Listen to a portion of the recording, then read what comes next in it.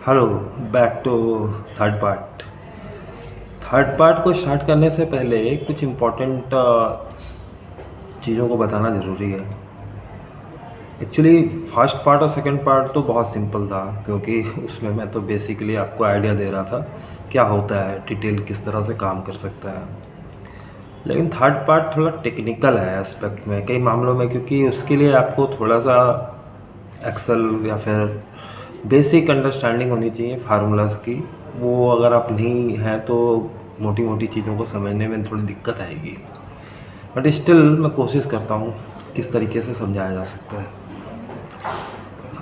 हम लोग इस बात को अब एक एग्रीमेंट या एग्री करते हैं इस बात को कि डाटा की इम्पोर्टेंस है, क्योंकि पार्ट वन और पार्ट टू का लॉजिक ही यही था बताने का कि ये इसका इम्पोर्टेंस है।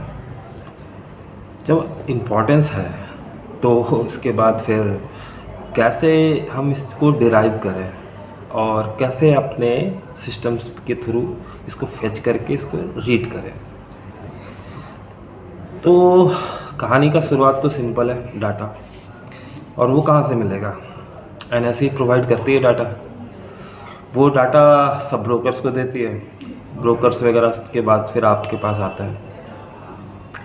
अब दो ऑप्शन है आपके पास। पहला ऑप्शन तो ये है कि आप एनएससी से डायरेक्टली वेबसाइट से ही फेच करें, इनफैक्ट वो बेटर भी है। लेकिन दिक्कत ये है कि एनएससी जो डाटा देती है जिस तरीके से या नॉर्मली हम रिटेलर से उसको यूज़ करते हैं लेने के लिए, फेच करने के लिए, वो एक तरह से वेबसाइट पे उन्होंने डाल रखा है और उस वेबसाइट के थ्रू आप फिर जो है फेच करते हो। वो थोड़ा सा कॉम्प्लिकेटेड है। कई लोग यूज़ करते हैं, एक्सेल यूज़ करते हैं, मैक्रोज यूज़ करके उसको फिर कंटिन्यूस जो है रीड करके उसके बाद उसको रिकॉर्ड करके फिर उसको एनालाइज करते हैं। Normally I have find most of the traders do like that way only. पर थोड़ा सा एक एडवांस लेवल की बात बताता हूँ। कई सब ब्रोकर्स जो है आपको ये डाटा जेसन के फॉर्मेट में भी देते हैं और वो डाटा क्लीन डाटा होता है। उसको आपको सिंपल फेच करना है और एक्सेल के थ्रू फेच करो, पाइथन के थ्रू फेच करो, जो भी लैंग्वेज यूज़ करना है, बट आपको कुल मिला करके उसको फेच करना है और उसको रिकॉर्ड करना है, क्योंकि वो डाटा तो चेंज हो रहा है मिनट मिनट में चेंज हो रहा है। आपको किसी भी तरीके से उसको एक टाइमलाइन पे उसको आपको डालना है। 11 बजे, 11:05, 11:10, 11:15, just need to inform one more time. Data का फॉर्मेट जो भी है उसका वो 3 मिनट में ही अपडेट होता है नॉर्मली। उससे पहले अगर आप सोच रहे हो कि हम ले लें तो वो सेम ही डाटा होगा, कोई यूज़ में नहीं है। बट स्टिल अगर आप जितना भी फास्ट करें अपेंड करने के बाद डाटा, मतलब नीचे आप उसको जैसे एक टेबुलर फॉर्म में डाल रहे हैं कॉपी करके या फिर रीड करके उसको अपेंड करके पेस्ट करके, तो वो एक आपको एक फॉर्मेट में हो ताकि आपको पता चले कि 11, 11:05, 11:10, 11:15, 11:20 किस टाइम से आप जो है उसमें क्या क्या चीज़ें आ रही हैं डाटा।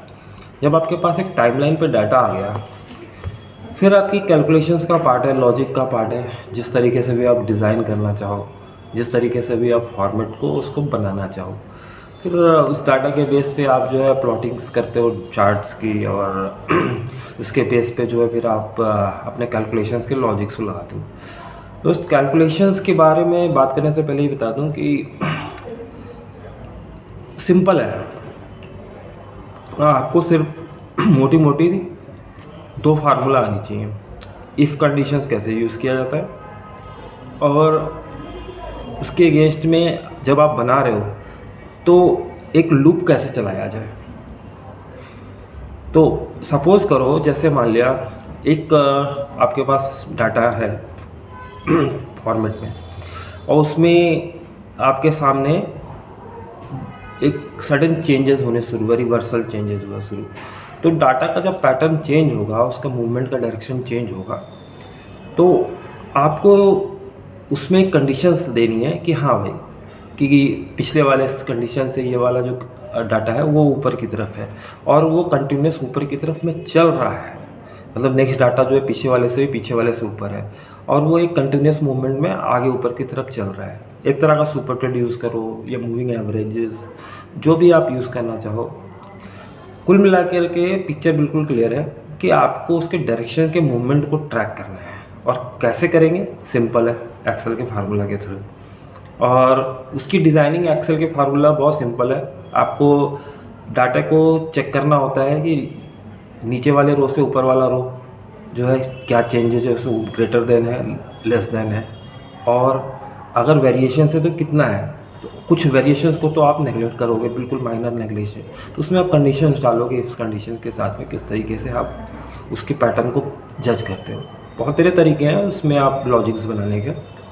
एक सिंपल तरीका जो मैंने बताया है वो ये तो है आपको कि आप मूविंग एवरेजेस के थ्रू कर सकते हो, एक्सपोनेंशियल मूविंग एवरेज बेटर रहेगा। और दूसरा सुपर ट्रेंड का भी आइडिया मैंने दे ही दिया है आपको। इसको करते कैसे हैं, टेक्निकली एग्जीक्यूट कैसे करते हैं, इसको थोड़ा समझने के लिए एक्सेल पे और कंप्यूटर पे साथ में नेक्स्ट टाइम कोशिश करूँगा आपको ब्रीफ देने का। Till then bye bye, thank you.